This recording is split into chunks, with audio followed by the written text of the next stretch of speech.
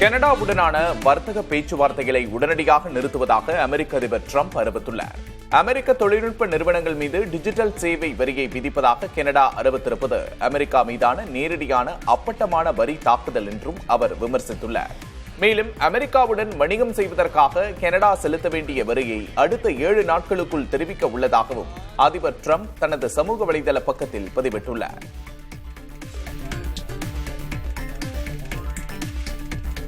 அணு ஆயுத விவகாரத்தில் ஈரானை பேச்சுவார்த்தைக்கு வரவழைக்கும் விதமாக அந்நாட்டிற்காக ஒரு முன்மொழிவை அமெரிக்கா உருவாக்கி வருவதாக தகவல் வெளியாகியுள்ளது.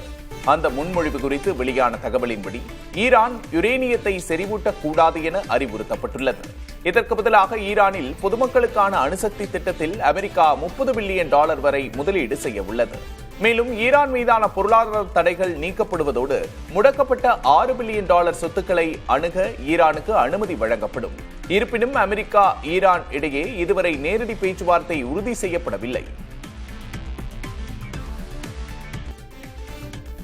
போர் பதற்றம் காரணமாக இஸ்ரேல் மற்றும் ஈரானிலிருந்து இதுவரை 4415 இந்தியர்கள் மீட்கப்பட்டுள்ளனர். ஆபரேஷன் சிந்து திட்டத்தின் கீழ் இந்திய விமானப்படை விமானம் மற்றும் தனியார் விமான நிறுவனங்கள் என 19 சிறப்பு விமானங்கள் மூலம் அவர்கள் தாயகம் அழைத்து வரப்பட்டுள்ளதாக வெளியுறவு அமைச்சகம் கூறியுள்ளது. இதில் 3597 இந்தியர்கள் ஈரான் நாட்டிலிருந்தும் 818 இந்தியர்கள் இஸ்ரேலில் இருந்தும் அழைத்து வரப்பட்டுள்ளனர். இவை தவிர அண்டை நாடுகளின் கோரிக்கையை ஏற்று நேபாள நாட்டைச் சேர்ந்த 9 பேரும் இலங்கையைச் சேர்ந்த 4 பேரும் இஸ்ரேல் மற்றும் ஈரானிலிருந்து மீட்கப்பட்டுள்ளனர். பாகிஸ்தானின் பஞ்சாப் மாகாணத்தில் ஆற்று வெள்ளத்தில் சிக்கி ஒரே குடும்பத்தைச் சேர்ந்த 9 பேர் உயிரிழந்துள்ளனர். சியால்கோட் மாவட்டத்தில் ஸ்வாட் ஆற்றில் ஏற்பட்ட வெள்ளப்பெருக்கில் ஒரே குடும்பத்தைச் சேர்ந்த 18 பேர் அடித்துச் செல்லப்பட்டுள்ளனர். இதில் 9 பேர் சடலங்களாகவும் 3 பேர் உயிருடனும் மீட்கப்பட்டுள்ளனர். மீதமுள்ளவர்களை மீட்கும் பணி தொடர்ந்து நடைபெற்று வருகிறது.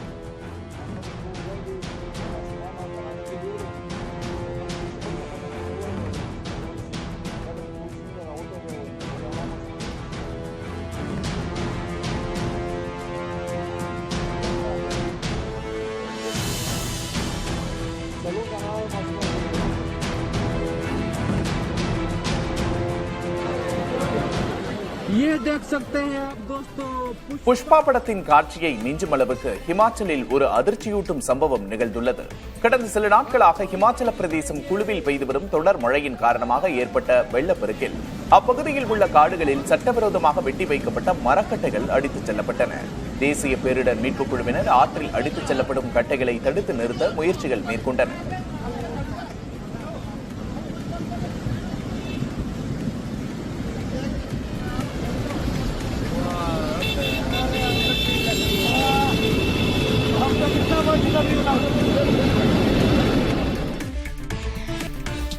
ராஜஸ்தான் மாநில எரிசக்தி துறையின் முதன்மை செயலாளர் தற்போதைய நிர்வாக பணி கலாச்சாரத்தை விமர்சித்துள்ளார். IAS அதிகாரியான அஜிதாப் சர்மா தனது பதவியில் IAS அதிகாரிகளின் 80% பணி என்பது கூட்டங்களில் பங்கேற்பது, மனிதவள பிரச்சனைகளை கையாள்வது, வழக்கு சம்பந்தப்பட்ட விஷயங்களை கையாள்வது போன்றவையாக உள்ளதாக தெரிவித்துள்ளார். இவை முக்கியமற்ற பணி என குறிப்பிட்டுள்ள அவர் இந்த சூழலை மாற்றி தனது நேரத்தில் 80% முக்கிய பணிகளுக்கு ஒதுக்க உறுதி பூண்டுள்ளதாக தெரிவித்துள்ளார்.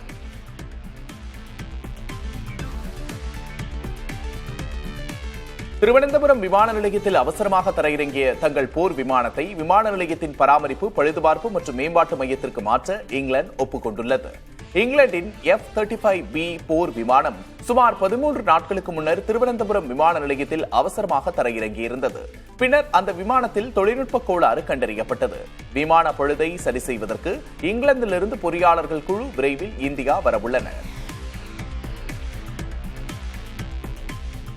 2024-25 நிதியாண்டில் இந்தியாவின் பொதுத்துறை வங்கிகள் வரலாறு காணாத வகையில் லாபத்தை பதிவு செய்துள்ளது. புள்ளி விவரங்களில் இது தெரியவந்துள்ளது. நாட்டில் உள்ள 12 அரசு வங்கிகளும் சேர்ந்து 1,78,000 கோடி ரூபாய் நிகர லாபத்தை சம்பாதித்துள்ளன. இது முந்தைய நிதியாண்டுடன் ஒப்பிடுகையில் 26 விழுக்காடு அதிகம். மொத்த லாபத்தில் ஸ்டேட் பேங்க் ஆஃப் இந்தியாவின் பங்கு 40 விழுக்காடு. அவ்வங்கி 70,901 கோடி ரூபாய் லாபத்தை ஈட்டியுள்ளது. பஞ்சாப் நேஷனல் வங்கியின் நிகர லாபம் 102% அதிகரித்துள்ளது.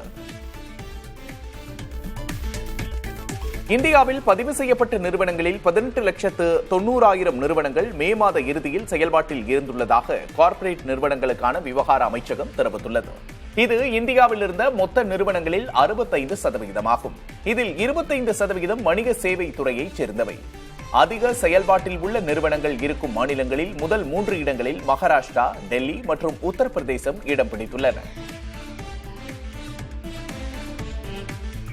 இந்தியாவுடன் வளர்ந்து வரும் உறவுகளை வலுப்படுத்தும் நோக்கில் வால்மார்ட் நிறுவன தலைவர் டக் மெக்மில்லன் தலைமையிலான உயர்மட்ட குழுவினர் பிரதமர் நரேந்திர மோடியை சந்தித்து முக்கிய ஆலோசனை நடத்தினார். பிளிப்கார்ட், போன்பே, வால்மார்ட் சோர்சிங் உள்ளிட்ட துறைகளில் முதலீடு செய்வது குறித்து அவர்கள் பேசியதாக தெரிகிறது. இந்தியாவிலிருந்து ஆண்டுக்கு 86,000 கோடி ரூபாய் மதிப்பில் ஏற்றுமதி செய்வதற்கான திட்டங்களை பற்றி பிரதமரிடம் அவர் பேசியதாக கூறப்படுகிறது. திமுக தலைவர் மு க ஸ்டாலின் தலைமையில் இன்று அக்கட்சியின் மாவட்ட செயலாளர்கள் கூட்டம் நடைபெறுகிறது. இது தொடர்பான அறிவிப்பை பொதுச் செயலாளர் துரைமுருகன் வெளியிட்டுள்ளார். மாலை 6:30 மணியளவில் காணொலி வாயிலாக கூட்டம் நடைபெறும் என்றும் மாவட்ட கழக செயலாளர்கள், நாடாளுமன்ற சட்டமன்ற உறுப்பினர்கள், சார்பு அணி செயலாளர்கள், தொகுதி பார்வையாளர்கள் என அனைவரும் தவறாமல் கலந்து கொள்ள வேண்டும் எனவும் கேட்டுக் கொண்டுள்ளார். ஓரணியில் தமிழ்நாடு உறுப்பினர் சேர்க்கை எனும் பொருளில் கூட்டம் நடைபெற இருப்பதாகவும் துரைமுருகன் குறிப்பிட்டுள்ளார். 2026 சட்டமன்ற தேர்தலையொட்டி தமிழ்நாடு முழுவதும் எடப்பாடி பழனிசாமி மேற்கொள்ள இருக்கும் சுற்றுப்பயணம் தொடர்பான அதிகாரப்பூர்வ அறிவிப்பை அதிமுக தலைமை வெளியிட்டுள்ளது. அதிமுக தலைமை வெளியிட்டுள்ள அறிக்கையின்படி ஜூலை 7-இல் கோவை மாவட்டத்திலிருந்து எடப்பாடி பழனிசாமி சுற்றுப்பயணத்தை தொடங்குகிறார். முதற்கட்டமாக 7 மாவட்டங்களில் உள்ள 34 தொகுதிகளில் அவர் சுற்றுப்பயணம் மேற்கொள்ள இருப்பதாகவும், கோவை, விழுப்புரம், கடலூர், மயிலாடுதுறை, திருவாரூர், நாகப்பட்டினம், தஞ்சை ஆகிய மாவட்டங்களுக்கு செல்வார் எனவும் தெரிவிக்கப்பட்டுள்ளது. மக்களை காப்போம், தமிழகத்தை மீட்போம் என்ற தலைப்பின் கீழ் எடப்பாடி பழனிசாமி சுற்றுப்பயணம் மேற்கொள்ள இருப்பதாக அதிமுக தலைமை அறிக்கை வெளியிட்டுள்ளது. தற்போதைய முதலமைச்சர் அடுத்த தேர்தலில் தமிழ்நாட்டின் முதலமைச்சராக இருக்க மாட்டார் என பாஜக மாநில தலைவர் நயினார் நாகேந்திரன் தெரிவித்துள்ளார். கன்னியாகுமரி மாவட்டம் வைகுண்டபுரம் இந்து சமய நாட்டில் கலந்து கொண்டு பேசிய அவர், தமிழ்நாட்டில் ராமனின் ஆட்சி 2026க்கு பிறகு நடைபெறும் என கூறினார். சூரியன் நிச்சயமா மாறும், இது மாறும், இது ஆட்சியும் மாறும், காட்சியும் மாறும். இந்த சீதாராமன் கோயிலை இன்றைக்கு சொல்லுகிறேன், தமிழகத்தில் ஆட்சி மாற்றம் உறுதி. இந்த முதலமைச்சர் அடுத்த தேர்தலில் முதலமைச்சராக இருக்க மாட்டார். புதுச்சேரியின் ஆதி திராவிடர் நலத்துறை அமைச்சர் சாய் சரவணகுமார் தனது பதவியை ராஜினாமா செய்த நிலையில் 3 பாஜக நியமன எம்எல்ஏக்களும் ராஜினாமா கடிதம் அளித்தனர். இவர்களது ராஜினாமா ஏற்றுக்கொள்ளப்பட்டது. புதுச்சேரியில் பாஜக ஆதி திராவிடர் நலத்துறை அமைச்சர் சாய் சரவணகுமார் தனது ராஜினாமா கடிதத்தை முதல்வர் ரங்கசாமியிடம் வழங்கினார். இதைத் தொடர்ந்து பாஜக நியமன எம்எல்ஏக்கள் ராமலிங்கம், வெங்கடேசன், அசோக் பாபு ஆகியோரும் தங்களது பதவியை ராஜினாமா செய்தனர். புதிய நியமன சட்டமன்ற உறுப்பினர்களாக காரைக்காலைச் சேர்ந்த பாஜக பிரமுகர் ராஜசேகர், உசிறு தொகுதியைச் சேர்ந்த முன்னாள் எம்எல்ஏ தீபாய்ந்தன், பாஜக மூத்த நிர்வாகி முதலியார்பேட்டை செல்வம் ஆகியோர் நியமிக்கப்பட இருப்பதாக தகவல் வெளியாகியுள்ளது. இதனிடையே காலியாக உள்ள நியமன உறுப்பினர்கள் பதவி வரும் 1ஆம் தேதிக்குள் நிரப்பப்படும் என சபாநாயகர் செல்வம் தெரிவித்துள்ளார். அதேபோன்று அமைச்சர் சாய் சரவணகுமாரின் ராஜினாமா ஏற்கப்பட்டுவிட்டதாகவும், அடுத்த அமைச்சர் யார் என்பது இதுவரை முடிவாகவில்லை எனவும் ஆளுநரை சந்தித்த பிறகு முதல்வர் ரங்கசாமி கூறினார்.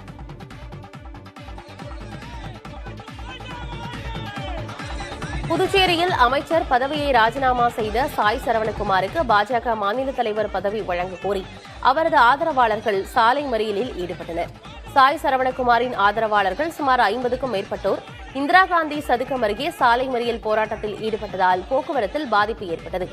அங்கு வந்த காவல்துறையினர் சாலை மறியலில் ஈடுபட்டவர்களை சமாதானப்படுத்தி கலைந்து போக செய்தனர்.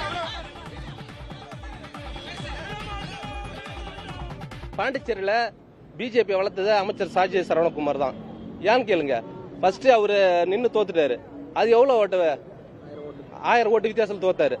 அதுக்கப்புறம் தான் பாண்டிச்சேரியில தமிழ்நாட்டில் சரி பிஜேபி வளர ஆரம்பிச்சது. இன்னைக்கு அவர் வளர்த்து விட்டு அவருக்கே நீங்க மரியாதை இல்லை.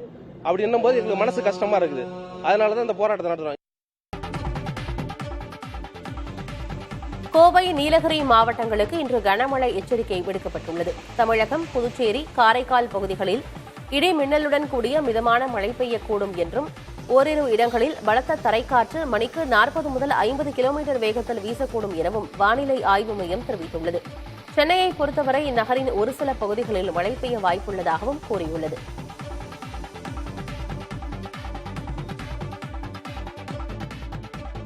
பருத்திக்கு உரிய விலை பெற விவசாயிகள் பருத்தியை தரம் பிரித்து ஒழுங்குமுறை விற்பனை கூடங்களுக்கு கொண்டுவர தமிழக அரசு அறிவுறுத்தியுள்ளது. மேலும் வேளாண் அலுவலர்கள் டெல்டா மாவட்டங்களில் நேரடி கள ஆய்வு மேற்கொண்டு விவசாயிகள் மற்றும் வியாபாரிகளுடன் கூட்டங்கள் நடத்தி பருத்திக்கு லாபகரமான விலை கிடைக்க செய்திட அறிவுறுத்தப்பட்டிருப்பதாகவும் தெரிவிக்கப்பட்டுள்ளது. தமிழ்நாட்டில் இதுவரையில் 1976 டன் பருத்தி பரிவர்த்தனை செய்யப்பட்டுள்ளதாகவும் அரசு தரப்பில் கூறப்பட்டுள்ளது. வருகை பதிவேட்டில் சாதி பெயர் இருக்கக்கூடாது. ஆசிரியர்கள் நேரடியாகவோ மறைமுகமாகவோ சாதியை குறிப்பிட்டு மாணவர்களை அழைக்கக்கூடாது என தெரிவிக்கப்பட்டுள்ளது. மாணவர்களிடையே திருக்குறள், நாடகம், கதைகள் மூலம் நற்பண்புகளை வளர்க்கலாம் என தெரிவிக்கப்பட்டுள்ளது. நன்னெறி வகுப்புகளில் கவனம் தேவைப்படும் மாணவர்கள் பங்கேற்பதை உறுதி செய்து திறன்களை தவறாமல் வெளிப்படுத்த ஆசிரியர்கள் வாய்ப்பளிக்கலாம் எனவும் கூறப்பட்டுள்ளது. சாதி பாகுபாடு, பாலியல் வன்முறை, துன்புறுத்தல், போதைப்பொருள், டிராகிங் மற்றும் பல்வேறு சட்டங்கள் தொடர்பாக வழிகாட்டுதல் வழங்க திட்டமிட வேண்டும் எனவும் பள்ளிக்கல்வித்துறை அறிவுறுத்தியுள்ளது. மாணவர்களிடையே ஏற்படும் வன்முறைகளை தவிர்த்து ஆரோக்கியமான சமுதாயம் உருவாக்கிட அனைத்து மாவட்ட முதன்மை கல்வி அலுவலர்களும் நடவடிக்கை எடுக்க வேண்டும் எனவும் பள்ளிக்கல்வித்துறை சார்பில் அறிவுறுத்தப்பட்டுள்ளது. கோயில் விழாக்களில் முதல் மரியாதை தரும் நடைமுறையை நிறுத்த வேண்டுமென சென்னை உயர்நீதிமன்றம் அறிவுறுத்தியுள்ளது. ஈரோடு மாவட்டம் பர்கூரில் உள்ள வந்தீஸ்வரர் கோயில் மகாகுண்டம் விழாவில் முதல் மரியாதை வழங்க கோரி தேவராஜ் என்பவர் சென்னை உயர்நீதிமன்றத்தில் வழக்கு தொடர்ந்தார். இந்த வழக்கை விசாரித்த நீதிபதி ஆனந்த் வெங்கடேஷ், பல கோயில் விழாக்களில் சட்டம் ஒழுங்கு பிரச்சினை ஏற்பட காரணமே முதல் மரியாதைதான் என தெரிவித்தார். மேலும் கோயில்களில் முதல் மரியாதை கேட்பதன் மூலம் கடவுளை விட தங்களை மேலானவர்களாக காட்ட முயற்சிக்கின்றனர். இது விழாக்கள் நடத்தும் நோக்கத்தையே வீழ்த்திவிடுகிறது என நீதிபதி வேதனை தெரிவித்தார். இதுபோன்ற மரபுகள் சமத்துவத்திற்கு எதிரானது. கடவுள் முன் அனைவரும் சமம். கோயில் விழாக்களில் முதல் மரியாதை போன்ற நடைமுறைகளை நிறுத்த வேண்டும் என தெரிவித்த நீதிபதி மனுதாரரின் கோரிக்கையை ஏற்க மறுத்து வழக்கை முடித்து வைத்தார். போதைப்பொருள் பயன்படுத்தியதாக கைது செய்யப்பட்ட வழக்கில் ஜாமீன் கோரி நடிகர் கிருஷ்ணா சென்னை போதைப்பொருள் தடுப்பு சிறப்பு நீதிமன்றத்தில் மனு தாக்கல் செய்துள்ளார். இந்த மனு அடுத்த வாரம் விசாரணைக்கு வரும் என தெரிகிறது. வழக்கில் கைது செய்யப்பட்ட பிரசாத், ஸ்ரீகாந்த் உள்ளிட்ட யாருடனும் தனக்கு தொடர்பு இல்லை என்றும் மனுவில் கிருஷ்ணா தெரிவித்துள்ளார். 2020க்கு பிறகு கெவினுடன் எந்த தொடர்பும் இல்லை என்றும் தனக்கு எதிராக எந்த ஆதாரங்களும் இல்லை என்றும் கிருஷ்ணா தெரிவித்துள்ளார். இந்தியாவின் ஆபத்தான மலையேற்றங்களில் ஒன்றாக கருதப்படும் மகாராஷ்டிராவின் ஹரிஹர் கோட்டை கூட்டத்தால் ஸ்தம்பித்த வீடியோ வைரலாகி வருகிறது. நாசிக்கில் உள்ள இந்த ஹரிஹர் கோட்டை இன்ஸ்டாகிராம் மூலம் பிரபலமான நிலையில் அங்கு ஆயிரக்கணக்கானோர் ஒரே நேரத்தில் குவிந்தனர். இது தொடர்பான காணொலியை பகிர்ந்த சமூக ஆர்வலர்கள் சிறிய அசம்பாவிதம் ஏற்பட்டாலும் நூற்றுக்கணக்கானோர் உயிரிழக்க நேரிடும் என கவலை தெரிவித்துள்ளனர். ஜியோ பிளாக் ராக் நிறுவனம் பங்கு தரகர்களாக செயல்பட பங்குச்சந்தை ஒழுங்குமுறை ஆணையமான செபி ஒப்புதல் அளித்துள்ளதாக தெரிவித்துள்ளது. Jio BlackRock broking private limited என்ற பெயரில் செபியிடமிருந்து ஜூன் 25ஆம் தேதி பதிவுச் சான்றிதழை பெற்றுள்ளதாக அந்நிறுவனம் கூறியுள்ளது. இதையடுத்து ஜியோ பைனான்சியல் நிறுவன பங்குகள் பங்குச்சந்தைகளில் 4 விழுக்காடு வரை ஏற்றம் கண்டன. முன்னதாக மியூச்சுவல் ஃபண்ட் வர்த்தகத்தில் ஈடுபடவும் இந்நிறுவனத்திற்கு செபி ஒப்புதல் அளித்திருந்தது. தமிழகத்திற்கு 31.24 டிஎம்சி காவிரி நீரை திறக்க காவிரி நதிநீர் மேலாண்மை ஆணையம் உத்தரவிட்டுள்ளது. உச்சநீதிமன்றத்தின் உத்தரவின்படி ஜூலை மாதத்துக்கான நீரை திறக்க கர்நாடக அரசுக்கு காவிரி மேலாண்மை ஆணையம் உத்தரவிட்டுள்ளது. டெல்லியில் உள்ள காவிரி நதிநீர் மேலாண்மை ஆணைய கூட்டத்தில் 41வது கூட்டம் அதன் தலைவர் SK ஹால்தர் தலைமையில் நடைபெற்ற நிலையில் கூட்டத்தில் தமிழக, கர்நாடக பிரதிநிதிகள் பங்கேற்றனர்.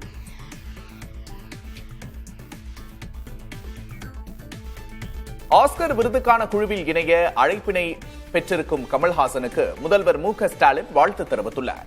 அவர் வெளியிட்டுள்ள எக்ஸ் தள பதிவில் மொழி, தேச எல்லைகளை கடந்து திரைத்துறையினர் மீது தாங்கள் செலுத்திய பெரும் தாக்கத்துக்கான தாமதமான அங்கீகாரமே இது என குறிப்பிட்டுள்ளார். இன்னும் பல தேடி வரும் உயரம் தங்களுடையது என்றும் அவர் வாழ்த்தியுள்ளார். இதேபோன்று தமிழ்நாடு காங்கிரஸ் கமிட்டியின் தலைவர் செல்வ பெருந்தகையும் கமல்ஹாசனுக்கு வாழ்த்து தெரிவித்துள்ளார்.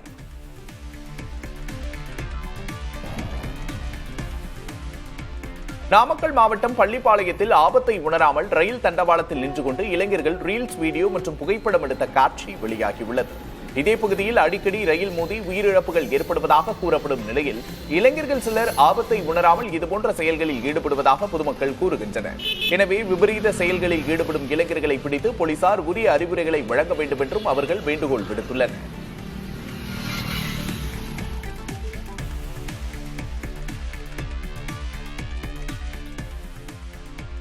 மதுரை விளாங்குடியில் ஆன்லைன் ட்ரேடிங் மூலம் பணத்தை இரட்டிப்பு செய்து தருவதாக கூறி மோசடியில் ஈடுபட்டவரின் தம்பியை கடத்திய சம்பவம் அரங்கேறியுள்ளது. ஆன்லைன் ட்ரேடிங் செய்து வந்த வெள்ளைப்பாண்டி, முரளி மணிகண்டன் ஆகியோரிடம் சசிகுமார், தேவராஜ் ஆகிய இருவரும் 4 லட்சம் ரூபாயை கொடுத்திருக்கின்றனர். பணம் மோசடி செய்யப்பட்டதை அறிந்த இருவரும் வெள்ளைப்பாண்டியின் தம்பி ரத்னவேல் பாண்டியை காரில் கடத்தி பணத்தை தருமாறு மிரட்டியுள்ளனர். இது தொடர்பான புகாரின் பேரில் காவல்துறையினர் காரை முடக்கி அதிலிருந்து 4 பேரை கைது செய்தனர். கடத்தப்பட்டவரையும் மீட்டனர். கோவில் திருவிழாவில் வெடித்த வான வேடிக்கையால் தென்னை மரம் தீப்பற்றி எரிந்தது. வேலூர் மாவட்டம் குடியாத்தம் அருகே மோட்டூர் கிராமத்தில் காளியம்மன் கோவில் திருவிழா வெகு விமர்சையாக நடைபெற்றது. அப்போது நிகழ்த்தப்பட்ட வான வேடிக்கையின் போது பட்டாசு ஒன்று அருகே உள்ள தென்னை மரத்தின் உச்சியில் விழுந்து தீப்பற்றியது. இதனையடுத்து மற்ற மரங்களுக்கு பரவாதவாறு பொதுமக்களே தீயை அணைத்தனர்.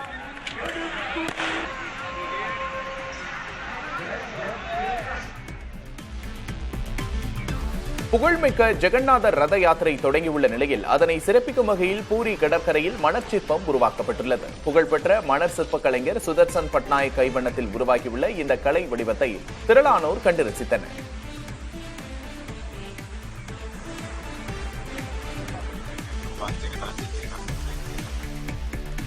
நாற்பது வயதுக்கு மேற்பட்டோருக்கான முதலாவது ஹாக்கி இந்தியா மாஸ்டர்ஸ் கோப்பையை தமிழ்நாடு ஹாக்கி ஆண்கள் அணி வென்றது. சென்னை எழும்பூர் ராதாகிருஷ்ணன் ஹாக்கி மைதானத்தில் நடைபெற்ற இறுதிப் போட்டியில் மகாராஷ்டிரா அணியை 5-0 என்ற கோல் கணக்கில் தமிழ்நாடு அணி வீழ்த்தியது. மகளிர் பிரிவில் ஒடிசா அணி கோப்பையை கைப்பற்றியது. வெற்றி பெற்ற அணிகளுக்கு வட சென்னை நாடாளுமன்ற உறுப்பினர் கலாநிதி வீராசாமி, விளையாட்டுத்துறை செயலாளர் அதுல்ய மிஸ்ரா ஆகியோர் கோப்பைகளை வழங்கி சிறப்பித்தனர். பும்ராவிற்கு ஓய்வு வழங்குவதற்கு முன் ஒருமுறைக்கு இருமுறை யோசிப்பது நல்லது என இந்திய அணியின் முன்னாள் பயிற்சியாளர் ரவி சாஸ்திரி தெரிவித்துள்ளார். இங்கிலாந்திற்கு எதிரான முதல் டெஸ்டில் இந்திய அணி 5 விக்கெட் வித்தியாசத்தில் தோல்வியுற்றது. இந்நிலையில் 2வது டெஸ்ட் போட்டியில் பும்ரா விளையாட மாட்டார், அவருக்கு ஓய்வு வழங்கப்படும் என தகவல்கள் வெளியாகின. இது தொடர்பாக பேசிய ரவி சாஸ்திரி, பும்ரா விளையாடாவிட்டால் 2வது டெஸ்டிலும் தோல்வி உறுதி என எச்சரித்துள்ளார். எஸ்.ஜே. சூர்யா மீண்டும் இயக்குநராக களமிறங்கும் கில்லர் படத்தின் படப்பிடிப்பு தொடங்கியுள்ளது. 5 மொழிகளில் தயாராகும் இப்படத்தின் படப்பிடிப்பு இந்தியாவிலும் மேலும் சில முக்கியமான காட்சிகள் மெக்சிகோ நாட்டிலும் படமாக்கப்படுகின்றன. எஸ்.ஜே. சூர்யாவே எழுதி நடிக்கும் இப்படத்தில் பிரீத்தி அஸ்ரானி கதாநாயகியாக நடிக்கிறார்.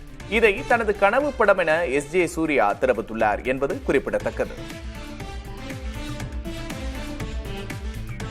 தூங்குவதற்கு சிரமப்படுபவர்கள் உடனடியாக உறங்க சில வழிகளை நிபுணர்கள் பரிந்துரைக்கிறார்கள்.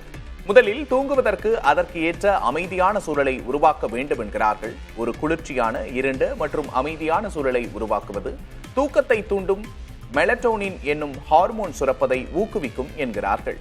அதேபோல உடனடியாக உறங்க கன்ட்யூட்டிவ் ஷஃப்லிங் என்ற முறையையும் முன்மொழியப்படுகிறது. இதன்படி மனதில் தோன்றும் ஒரு வார்த்தையை தேர்ந்தெடுத்து அதில் உள்ள எழுத்துக்களில் தொடங்கும் மற்ற வார்த்தைகளை சிந்திக்க வேண்டும். அந்த சொற்களை உருவகப்படுத்தி பார்க்க வேண்டும். இது தூக்கத்தை விரைவாக வரவழைக்கும் என்கிறார்கள்.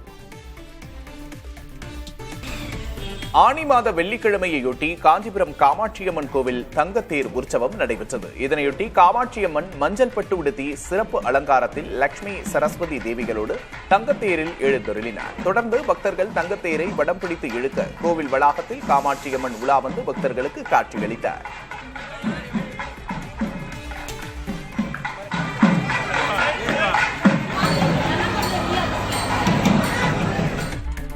திருவள்ளூர் மாவட்டம் ஊத்துக்கோட்டை அருகே படிக்கட்டில் பயணித்து மாணவர்கள் சாகசம் செய்ததால் அடுத்தடுத்து 3 பேருந்துகள் பாதையில் நிறுத்தப்பட்டன. இதனால் பயணிகள் சிரமமடைந்தனர். ஊத்துக்கோட்டையில் இருந்து சென்னை நோக்கி சென்ற அரசு பேருந்தில் மாணவர்கள் படிக்கட்டில் தொங்கியவாறும் ஜன்னல் மீது ஏறி நின்று சாகசத்தில் ஈடுபட்டனர். இதனையடுத்து ஆபத்தான முறையில் மாணவர்கள் பயணிப்பதாக கூறி அடுத்தடுத்த 3 பேருந்துகள் பாதையில் நிறுத்தப்பட்டன. மாணவர்கள் கலைந்து சென்ற பின்பு பேருந்துகள் தொடர்ந்து இயக்கப்பட்டன.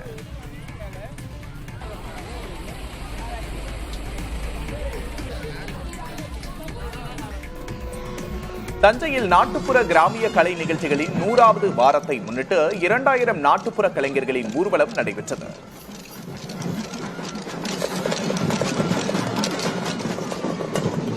தஞ்சாவூர் தென்னக பண்பாட்டு மையத்தில் கடந்த 99 வாரங்களாக நாட்டுப்புற கிராமிய கலை நிகழ்ச்சிகள் தொடர்ந்து நடைபெற்றன. இந்நிகழ்ச்சியின் 100வது வாரத்தை முன்னிட்டு மயிலாட்டம், ஒயிலாட்டம், கரகாட்டம், சிலம்பாட்டம், தப்பாட்டம், புலியாட்டம், பொய்க்கால் குதிரையாட்டம் போன்றவற்றோடு முக்கிய வீதிகள் வழியாக நாட்டுப்புற கலைஞர்களின் ஊர்வலம் நடைபெற்றது.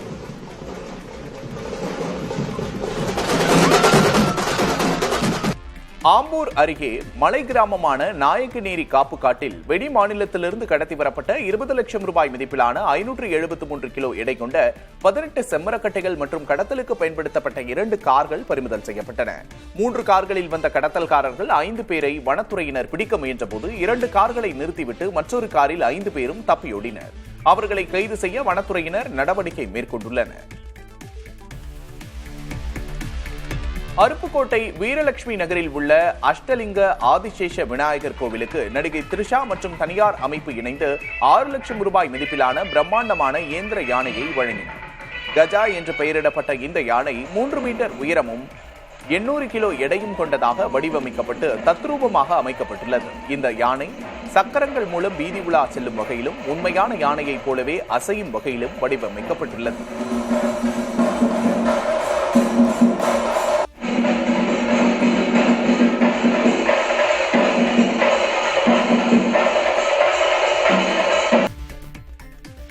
விளையாட்டு தொடர்பான செய்திகளை வழங்கும் சில இணையதளங்கள் சில தனிப்பட்ட நபர்களின் வலைதள கணக்குகளில் தான் கூறாத சில தகவல்கள் தன் பெயரில் வெளியாவதாக இந்திய கிரிக்கெட் அணியின் முன்னாள் வீரர் கவாஸ்கர் வேதனை தெரிவித்துள்ளார்.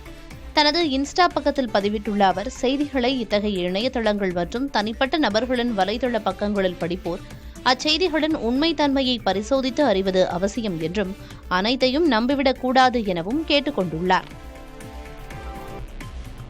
இஸ்ரேல் ராணுவத்தால் காசாவில் விநியோகிக்கப்பட்ட மாவு பைகளில் போதைப் பொருள் கண்டறியப்பட்டுள்ளது. இந்த போதை மருந்துகள் மாவுடன் கலக்கப்பட்டிருக்கலாம் என கூறியுள்ள காசா அரசாங்கம் மக்களை போதைக்கு அடிமையாக்கி அளிக்க இஸ்ரேல் முயல்வதாக குற்றம் சாட்டியுள்ளது. இதனிடையே காசாவில் 62 பேரை இஸ்ரேல் ராணுவம் சுட்டுக் கொன்றுள்ளது. இதில் 10 பேர் நிவாரண உதவிகளை பெறுவதற்காக காத்திருந்தவர்கள். இதனிடையே இஸ்ரேலிய ஊடகமான ஹாரெட்ஸ் நிவாரணம் தேடி நிராயுதபாணிகளாக வரும் பாலஸ்தீனியர்களை சுடுவதற்கு இஸ்ரேலிய பாதுகாப்பு படைக்கு உத்தரவிடப்பட்டுள்ளதாக கூறியுள்ளது. பழங்குடியின மக்களுக்கு அரசியல் அதிகாரம் வழங்குவதன் மூலம் அவர்களை சமூக ரீதியாக பலப்படுத்துவதே தனது நோக்கம் என மக்களவை எதிர்க்கட்சித் தலைவர் ராகுல் காந்தி கூறியுள்ளார். காங்கிரஸ் கட்சிக்குள்ளேயே பழங்குடியினருக்கு பதவி, ஆதரவு உள்ளிட்டவற்றை வழங்குவதன் மூலம் அதனை தொடங்க இருப்பதாகவும் தெரிவித்துள்ளார். அண்மையில் ராகுல் காந்தி பழங்குடியின பிரதிநிதிகளை தனது இல்லத்தில் சந்தித்தார். அது தொடர்பான காணொலியில் நாடு முழுவதும் காங்கிரஸில் பழங்குடியினர் தலைமையை வளர்க்க விரும்புவதாகவும் அவர் கூறியுள்ளார். பீகாரின் சட்டமன்ற தேர்தல் விரைவில் நடைபெறவுள்ள நிலையில் வாக்காளர் பட்டியலில் திருத்தம் செய்யும் இந்திய தேர்தல் ஆணையத்தின் நடவடிக்கைக்கு இந்தியா கூட்டணி கட்சிகள் கடும் கண்டனம் தெரிவித்துள்ளன. பீகாரில் உள்ள 8 கோடி வாக்காளர்களின் பட்டியலை 25 நாட்களுக்குள் தேர்தல் ஆணையம் மறுசீராய்வு செய்ய விரும்புவதாக கூறியுள்ள அம்மாநில முன்னாள் துணை முதல்வர் தேஜஸ்வி யாதவ் ஏழைகளை வாக்காளர் பட்டியலில் இருந்து நீக்க சதி நடப்பதாக குற்றம் சாட்டியுள்ளார். 2024 மக்களவைத் தேர்தலின் போது ஏன் வாக்காளர் பட்டியல் மறுசீராய்வு செய்யப்படவில்லை என்றும் அப்போது இருந்த வாக்காளர் பட்டியல் இப்போது ஏன் செல்லுபடியாகாது எனவும் அவர் கேள்வி எழுப்பினார். புஷ்பா படத்தின் காட்சியை மிஞ்சும் அளவிற்கு ஹிமாச்சலில் ஒரு அதிர்ச்சியூட்டும் சம்பவம் நிகழ்ந்துள்ளது. கடந்த சில நாட்களாக ஹிமாச்சல பிரதேசம் குலுவில் பெய்து வரும் தொடர் மழை காரணமாக ஏற்பட்ட வெள்ளப்பெருக்கில் அப்பகுதிகளில் உள்ள காடுகளில் சட்டவிரோதமாக வெட்டி வைக்கப்பட்ட மரக்கட்டைகள் அடித்துச் செல்லப்பட்டன. தேசிய பேரிடர் மீட்புக் குழுவினர் ஆற்றில் அடித்துச் செல்லப்படும் கட்டைகளை தடுத்து நிறுத்த முயற்சிகள் மேற்கொண்டனர்.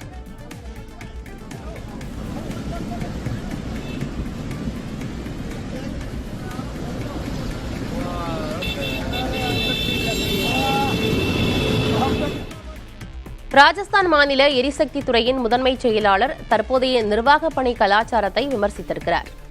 IAS அதிகாரியான அஜிதாப் சர்மா தனது பதவியில் IAS அதிகாரிகளின் 80% பணி என்பது கூட்டங்களில் பங்கேற்பது, மனிதவள பிரச்சினைகளை கையாள்வது, வழக்கு சம்பந்தப்பட்ட விஷயங்களை கையாள்வது போன்றவையாக உள்ளதாக தெரிவித்துள்ளார். இவை முக்கியமற்ற பணி என குறிப்பிட்டுள்ள அவர் இந்த சூழ்நிலையை மாற்றி தனது நேரத்தில் 80% முக்கிய பணிகளுக்கு ஒதுக்க உறுதி பூண்டுள்ளதாக தெரிவித்துள்ளார். 100 நாள் வேலை திட்டத்தில் சுமார் 7.5 கோடி ரூபாய் மோசடி செய்ததாக குஜராத் மாநில காங்கிரசின் துணைத் தலைவர் ஹீரா ஜோத்பாவும் அவரது மகன் திக்விஜயும் கைது செய்யப்பட்டுள்ளனர். இது தொடர்பாக முதல் தகவல் அறிக்கை பதியப்பட்டு 2 மாதத்திற்கு மேலாகும் நிலையில் இருவரும் கைதாகியுள்ளனர். இது பாஜகவின் பழிவாங்கும் நடவடிக்கை என காங்கிரஸ் கட்சி குற்றம் சாட்டியுள்ளது.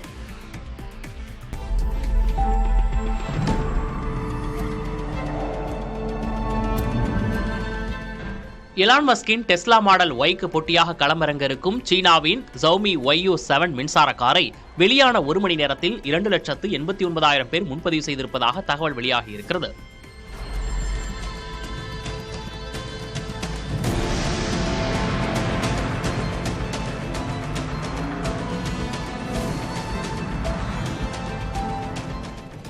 செல்போன் உள்ளிட்ட மின்சாதனங்களை உற்பத்தி செய்யும் Xiaomi தனது 2வது மாடலான YU7 மின்சார ஸ்போர்ட்ஸ் ரக காரை அறிமுகப்படுத்தியுள்ளது. இதற்கு 1 லட்சம் ஆர்டர்கள் கிடைக்கும் என்று எதிர்பார்த்த நிலையில் அதைவிட 3 மடங்கு ஆர்டர்கள் கிடைத்திருப்பதாக Xiaomi மகிழ்ச்சி தெரிவித்துள்ளது. இதற்கு வெறுமனே விலை மட்டும் காரணமல்ல, தரமும் தான் என்று சொல்கிறார்கள் சீன வாடிக்கையாளர்கள். இப்படியே போனால் டெஸ்லா ஒய் காரின் விலையை குறைக்க வேண்டிய நிலை ஏற்படலாம் என்றும் அவர்கள் கூறுகிறார்கள்.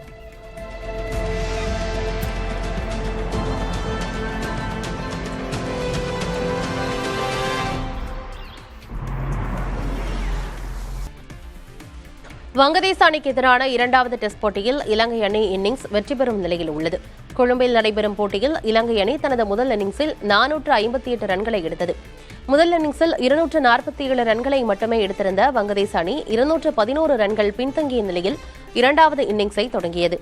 3ஆம் நாள் ஆட்ட நேர முடிவில் 6 விக்கெட்டுகள் இழப்பிற்கு 115 ரன்கள் எடுத்துள்ளது. இன்னிங்ஸ் தோல்வியை தவிர்க்க அந்த அணிக்கு மேலும் 96 ரன்கள் தேவை. கன்னியாகுமரி போன்ற பகுதிகளில் யாரையும் மதம் மாற விடக்கூடாது என பாஜக முன்னாள் மாநில தலைவர் அண்ணாமலை தெரிவித்துள்ளார். பறைக்கோடு வைகுண்டபுரம் ராமர் கோயில் கும்பாபிஷேகத்தை முன்னிட்டு நடைபெற்ற சமய மாநாடு நிகழ்ச்சியில் கலந்து கொண்டு பேசிய அவர், நமது மதத்தை போற்றி பேணி காக்கக்கூடிய உரிமை நமக்கு இருப்பதாக கூறினார்.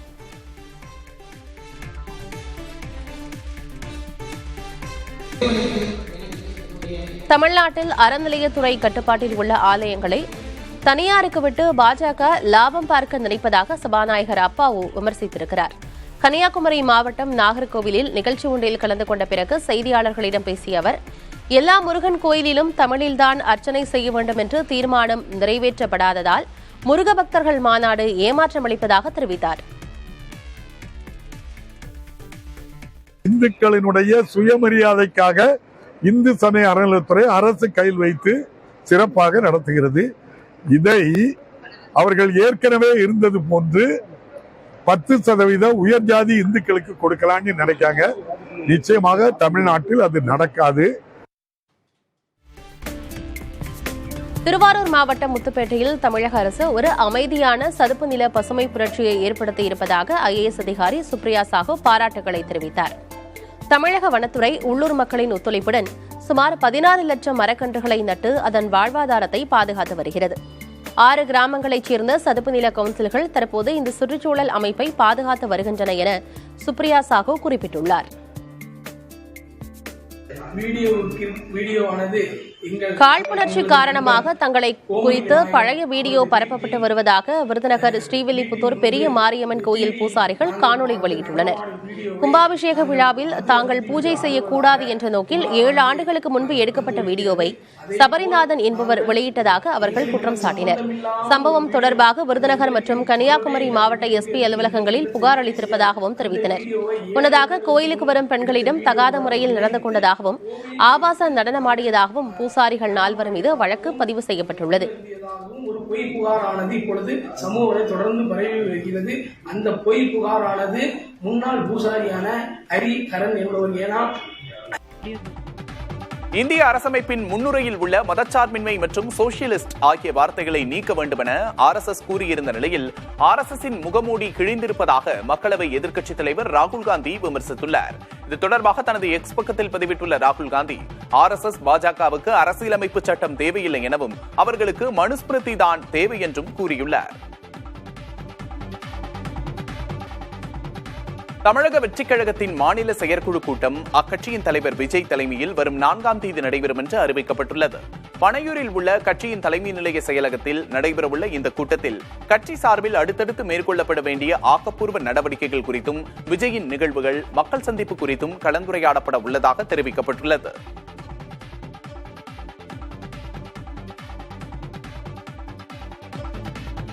சென்னையில் முதல்வர் மு க ஸ்டாலின் பங்கேற்ற கலைஞர் நூற்றாண்டு கருத்தரங்கு நிகழ்ச்சியில் விஜயின் புகைப்படம் இடம்பெற்றது என்றால் நம்ப முடிகிறதா? நிகழ்ச்சியில் பங்கேற்ற மாணவரின் கைக்குட்டையில்தான் விஜயின் புகைப்படம் பொறிக்கப்பட்டிருந்தது. சென்னை சேப்பாக்கத்தில் கலைஞர் நூற்றாண்டு கருத்தரங்கில் பங்கேற்க கல்லூரி மாணவர்களுக்கும் அழைப்பு விடுக்கப்பட்டது. முதல்வர் மு க ஸ்டாலின் வருகை தருவதற்கு முன்பாக கல்லூரி மாணவர் ஒருவர் தனது கைக்குட்டையில் இருந்த விஜயின் உருவப்படத்தை காண்பித்து ஆரவாரம் செய்தார். தமிழக கர்நாடக எல்லையான பிலிகுண்டுலுவுக்கு வரும் காவிரி நீரின் அளவு வினாடிக்கு 88,000 கனடியாக உயர்ந்துள்ளது. நேற்று வினாடிக்கு 78,000 கனடியாக இருந்த நீர்வரத்து தற்போது 10,000 கனடி அளவுக்கு அதிகரித்துள்ளது. கடும் வெள்ளப்பெருக்கால் ஒகேனக்கல் அருவிக்கு செல்லும் நடைபாதை, பிரதான அருவிகள் நீரில் மூழ்கியுள்ளன. இதனால் சுற்றுலா பயணிகள் குளிக்கவும் பரிசல் இயக்கவும் 4வது நாளாக தடை விதிக்கப்பட்டது.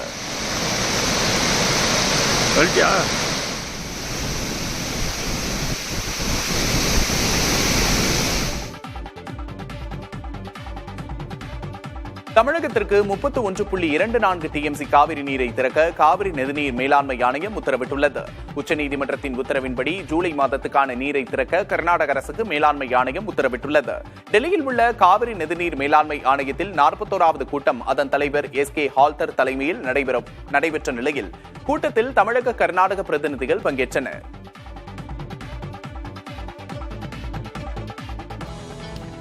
கேரள அரசு பள்ளிகளில் மாணாக்கரின் நலனுக்காக அறிமுகப்படுத்தப்பட்ட ஜும்பா நடன திட்டத்திற்கு எதிர்ப்பு எழுந்துள்ளது. மாணாக்கர் போதைப்பொருள் பயன்படுத்துவதை தடுக்கும் நோக்கில் அவர்களது மன அழுத்தத்தை குறைப்பதற்காக அம்மாநில பள்ளிக் கல்வித்துறை ஜும்பா நடன திட்டத்தை அறிமுகப்படுத்தியுள்ளது. ஆனால் ஜும்பா நடனம் நன்னெறி பண்புகளுக்கு எதிரானது எனவும் உரிய ஆய்வுகள் இன்றி அது பள்ளிகளில் அறிமுகப்படுத்தப்பட்டுள்ளதாகவும் சில இஸ்லாமிய அமைப்புகள் எதிர்ப்பு தெரிவித்துள்ளன. இதற்கு பதிலளித்துள்ள உயர்கல்வித்துறை அமைச்சர் பிந்து காலத்திற்கேற்ப சிந்திக்க வேண்டும் எனவும் தெரிவித்துள்ளார். வருகை பதிவேட்டில் சாதி பெயர் இருக்கக்கூடாது, ஆசிரியர்கள் நேரடியாகவோ மறைமுகமாகவோ சாதியை குறிப்பிட்டு மாணவர்களை அழைக்கக்கூடாது என தெரிவிக்கப்பட்டுள்ளது. மாணவர்களிடையே திருக்குறள், நாடகம், கதைகள் மூலம் நற்பண்புகளை வளர்க்கலாம் என தெரிவிக்கப்பட்டுள்ளது. நன்னெறி வகுப்புகளில் கவனம் தேவைப்படும் மாணவர்கள் பங்கேற்பதை உறுதி செய்து திறன்களை தவறாமல் வெளிப்படுத்த ஆசிரியர்கள் வாய்ப்பளிக்கலாம் எனவும் கூறப்பட்டுள்ளது. சாதி பாகுபாடு, பாலியல் வன்முறை, துன்புறுத்தல், போதைப்பொருள், டிராகிங் மற்றும் பல்வேறு சட்டங்கள் தொடர்பாக வழிகாட்டுதல் வழங்க திட்டமிட வேண்டும் எனவும் பள்ளிக்கல்வித்துறை அறிவுறுத்தியுள்ளது. மாணவர்களிடையே ஏற்படும் வன்முறைகளை தவிர்த்து ஆரோக்கியமான சமுதாயம் உருவாக்கிட அனைத்து மாவட்ட முதன்மை கல்வி அலுவலர்களும் நடவடிக்கை எடுக்க வேண்டும் எனவும் பள்ளிக்கல்வித்துறை சார்பில் அறிவுறுத்தப்பட்டுள்ளது. மேற்குவங்க மாநிலம் கொல்கத்தாவில் சட்டக்கல்லூரிக்குள்ளேயே மாணவி ஒருவர் கூட்டு பாலியல் வன்கொடுமைக்கு ஆளாக்கப்பட்ட சம்பவம் அதிர்ச்சியை ஏற்படுத்தியுள்ளது. இந்த விவகாரத்தில் சட்டக்கல்லூரியில் ஒப்பந்த ஆசிரியராக பணியாற்றுபவரும் திரிணாமுல் காங்கிரஸ் மாணவர் அமைப்பின் தலைவராக இருந்தவருமான மனோஜித் மிஸ்ரா உட்பட 3 பேர் கைது செய்யப்பட்டுள்ளனர். இந்த விவகாரம் குறித்து விசாரணை நடத்த மேற்குவங்க காவல்துறைக்கு ஆணையிட்டுள்ள தேசிய மகளிர் ஆணையம் எடுக்கப்பட்ட நடவடிக்கைகள் குறித்து 3 நாட்களில் அறிக்கை தாக்கல் செய்யவும் உத்தரவிட்டுள்ளது. இதனிடையே மனோஜித் மிஸ்ரா திரிணாமுல் காங்கிரசின் தலைவர்களோடு இருக்கும் புகைப்படங்களை வெளியிட்டுள்ள பாஜகவின் சுவேந்து அதிகாரி திரிணாமுல் மாணவர் அமைப்பின் தலைவர்கள் கல்வி நிறுவனங்களின் புனிதத்தை சீர்குலைப்பதாக விமர்சித்துள்ளார். மேற்கு வங்கத்தின் மார்க்சிஸ்ட் கம்யூனிஸ்ட் செயலாளர் முகமது சலீம் இந்த சம்பவத்தின் மாநில அவல நிலையை இந்த சம்பவம் காட்டுவதாக சாடியுள்ளார். இந்த பாலியல் வன்கொடுமை சம்பவத்தை கண்டித்து இடதுசாரி கட்சிகளின் மாணவர் அமைப்புகள், காங்கிரஸ், பாஜக உள்ளிட்டவை கொல்கத்தாவில் போராட்டங்களில் ஈடுபட்டுள்ளன.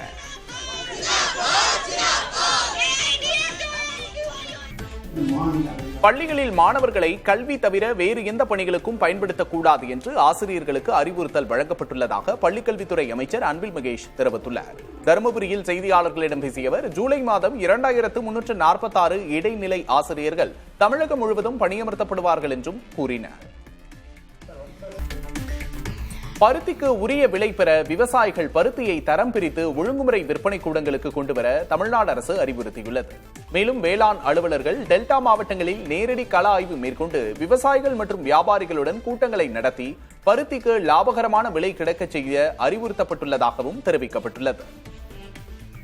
தமிழ்நாட்டில் இதுவரையில் 1976 டன் பருத்தி பரிவர்த்தனை செய்யப்பட்டுள்ளதாகவும் அரசு தரப்பில் கூறப்பட்டுள்ளது. அயோத்தி ராமர் கோவிலில் கும்பாபிஷேகம் செய்யப்பட்டதில் இருந்து இதுவரை 5.5 கோடிக்கும் அதிகமான பக்தர்கள் சுவாமி தரிசனம் செய்திருப்பதாக தெரிவிக்கப்பட்டுள்ளது. இதில் மத்திய அமைச்சர்கள், ஆளுநர்கள், முதல்வர்கள் உள்ளிட்ட 4.5 லட்சத்துக்கும் அதிகமான முக்கிய பிரமுகர்கள் கோவிலில் வழிபாடு நடத்தியுள்ளதாக உத்தரப்பிரதேச மாநில அரசு தெரிவித்துள்ளது.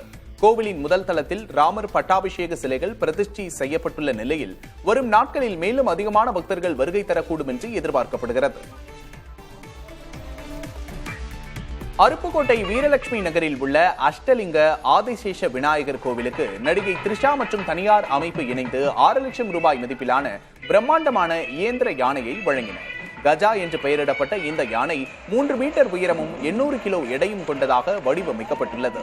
தத்ரூபமாக அமைக்கப்பட்டுள்ள இந்த யானை சக்கரங்கள் மூலம் வீதி உலா செல்லும் வகையிலும் உண்மையான யானையைப் போலவே அசையும் வகையிலும் வடிவமைக்கப்பட்டுள்ளது.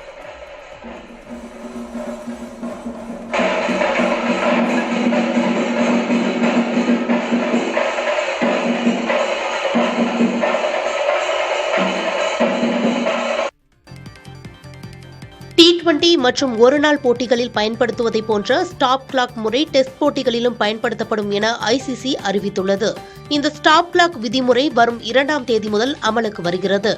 பந்துவீச்சிற்கு அதிக நேரம் எடுத்துக்கொள்வது நீண்டகால பிரச்சனையாக இருந்து வந்த நிலையில் டெஸ்ட் போட்டிகளிலும் இனி ஸ்டாப் கிளாக் முறை கையாளப்படும் என ICC குறிப்பிட்டுள்ளது.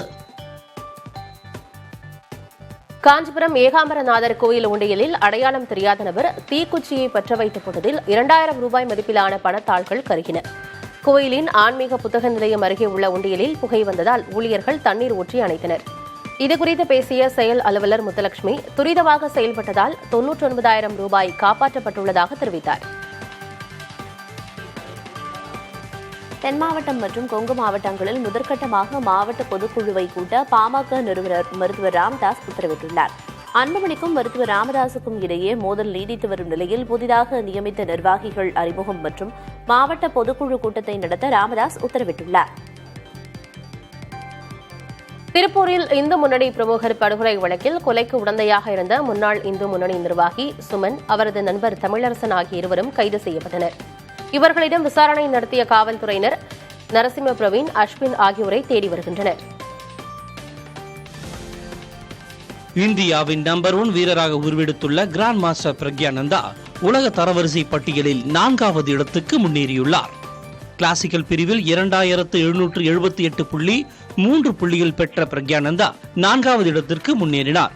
இந்த பட்டியலில் உலக சாம்பியன் குகேஷ் 2776.6 புள்ளிகள் பெற்று 5வது இடத்திலும், அர்ஜுன் எரிகாசி 2775.7 புள்ளிகள் பெற்று 6வது இடத்திலும் உள்ளனர். உஸ்பெகிஸ்தான் நாட்டில் நடந்த உஸ் செஸ் மாஸ்டர் தொடரின் பட்டத்தை வென்ற பிரக்யானந்தா 10 சுற்றுகள் கொண்ட தொடரின் முடிவில் 5.5 புள்ளிகள் பெற்று டை பிரேக்கரில் தொடரை வென்றதன் மூலம் இந்த சாதனையை படைத்துள்ளார். கூட்டணிக்கு தலைமை வகிப்பது பாஜகவா அல்லது அதிமுகவா என்ற கேள்வி எழுந்திருப்பதாக விசிக தலைவர் திருமாவளவன் தெரிவித்தார். திருவள்ளூரில் செய்தியாளர்களை சந்தித்த அவர் இவ்வாறு கேள்வி எழுப்பினார். பாஜக தலைமையில் கூட்டணியா, அதிமுக தலைமையில் கூட்டணியா என்கிற கேள்வியும் எழுகிறது. அறிவிக்க வேண்டியவர் யார்? அவர் உள்துறை அமைச்சராக இருக்கலாம், பாஜகவின் மூத்த தலைவர்களில் ஒருவராக இருக்கலாம். ஆனால் தமிழ்நாட்டை பொறுத்தவரையில் சட்டமன்ற பொதுத் தேர்தலை முன்னிட்டு உருவாகி இருக்கிற இந்த கூட்டணியை தலைமை வகித்து வழிநடத்துவது திரு எடப்பாடி பழனிசாமி அவர்களா அல்லது திரு அமித்ஷா அவர்களா என்கிற கேள்வியும் எழுகிறது. இதற்கெல்லாம் அவர்தான் பதில் சொல்ல வேண்டும் அல்லது விளக்கம் அளிக்க வேண்டும். எந்த மொழியையும் படிப்பதை எதிர்க்கவில்லை, திணிப்பதையே எதிர்க்கிறோம் என அமைச்சர் அன்பில் மகேஷ் தெரிவித்துள்ளார். கிருஷ்ணகிரி மாவட்டம் ஹொசூரில் நடைபெற்ற உருது ஆசிரியர்கள் மாநாட்டில் பேசிய அமைச்சர் அன்பில் மகேஷ், உருது மொழி பேசும் மக்களுக்கு என்றும் அரணாக இருப்போம் என தெரிவித்தார். மேத்தமேட்டிக்ஸ் கணக்கு பாடத்தில் நான் 100க்கு 100, நான் அறிவியல் நான் 98 மார்க்கு, இந்த ஹிந்தின்னு ஒரு 3வது மொழி திணிச்சாங்க, அதை நான் ஃபெயில் ஆயிட்டாங்க, ஒட்டுமொத்தமா நீ ஃபெயில் வீட்டில் உட்கார வச்சுட்டாங்க, இந்த நிலை வந்துடக்கூடாது என்று நினைக்கிறார் தமிழ்நாட்டுடைய முதலமைச்சர். அதுதான் நாங்கள் வலியுறுத்தி நாங்கள் சொல்றோம், திணிக்க வேண்டாம் என்று தான் சொல்றோம். That's difference between optional and compulsion. Optional பிள்ளைங்க எது வேணா அப்படி 22 மொழியும் படிக்கட்டுமே, எங்கெங்கெல்லாம் வாய்ப்பு 22 மொழியும் படிக்கணும், ஆனால் இதை படிச்சாதான் நீ பாஸ் தயவுசெய்து சொல்லிடாதீர்கள் அப்படிங்கிறத தான் நாங்கள் வலியுறுத்தி நாங்கள் சொல்லிக் கொண்டே இருக்கிறோம்.